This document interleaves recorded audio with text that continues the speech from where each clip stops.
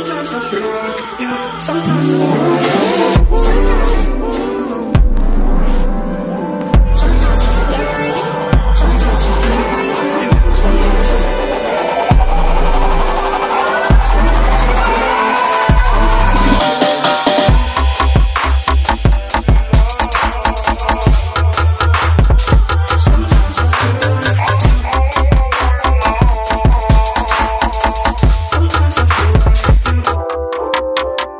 Twenty 2017 has been one of the toughest years of my life. For the first time in about 6 years, I consistently broke my daily uploading streak. My uni workload is just getting more intensive. But with all this being said, 2017 has been the best year of my life. Whether it's being flown out to events, the exponential growth my channel has received, or friends and family supporting me more so than ever, and that includes you guys. All the above have made 2017 an unforgettable year for me, and any negatives which did happen can be blown off to the side. I have so much to celebrate with what's happened in 2017, so let's go ahead and wind the clocks back all the way to January and go through the year month by month.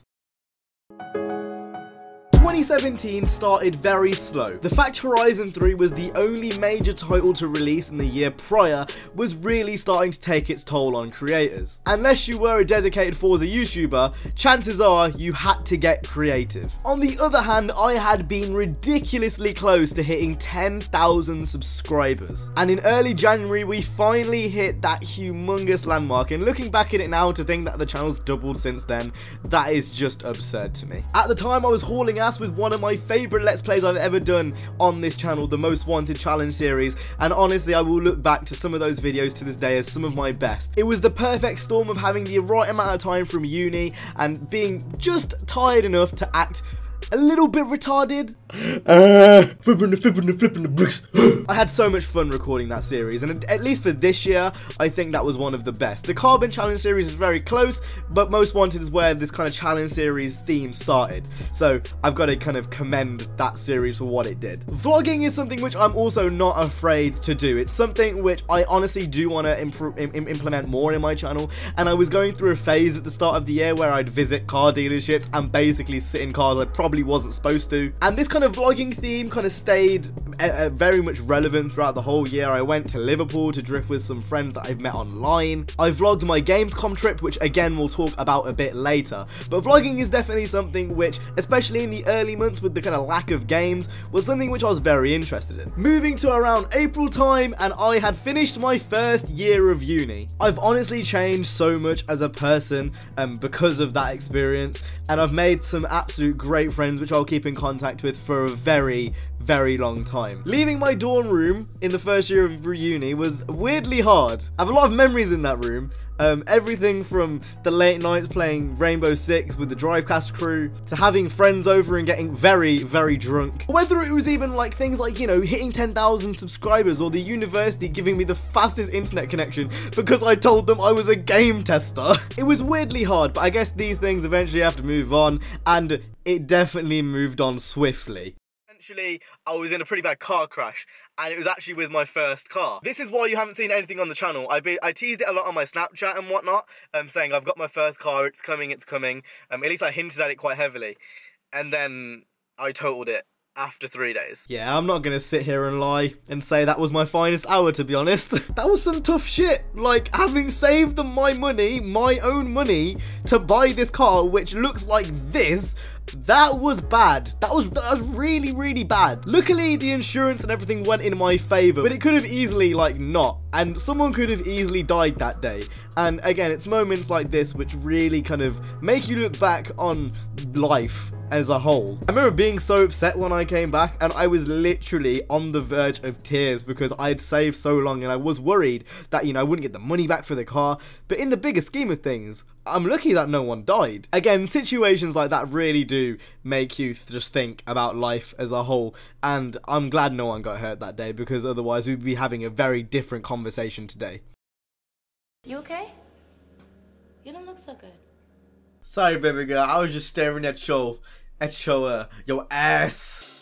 Things soon picked up extremely fast. The Undercover Let's Play again is one of my highlights for video series I've made this year and was one of the things which truly kept my channel alive. Again, a very similar vibe to what I got with the Most Wanted Let's Play, and I think that was shown in the videos. Again, some of the best videos I've made this year were in that Let's Play, and I will stand by that to this day. Let's Plays are very hit and miss for me, so when one does well, it really does mean a lot because, again, they are very hit and miss. The Undercover Let's Play was one of the series which really brought me back up after being a bit sad and a bit down, and not too long after E3 came along. And Jesse ruined the Need for Speed conference for absolutely every Need for Speed fan there ever was. Wasn't he the guy from Frank's versus if you guys Prankster didn't know, Need for Speed Payback,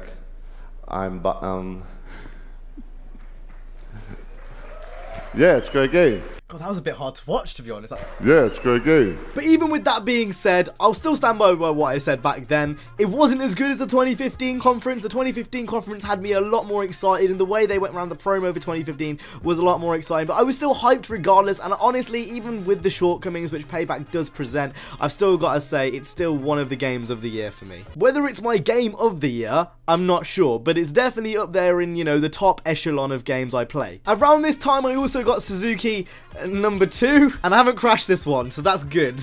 And then Gamescom happened, and I don't think it takes a genius to realise that this was one of my standout moments from this year. It's always been a dream of mine to go to big conferences like E3 and Gamescom, and to go with Need for Speed specifically, you know, a series which I've been playing since I was a little kid.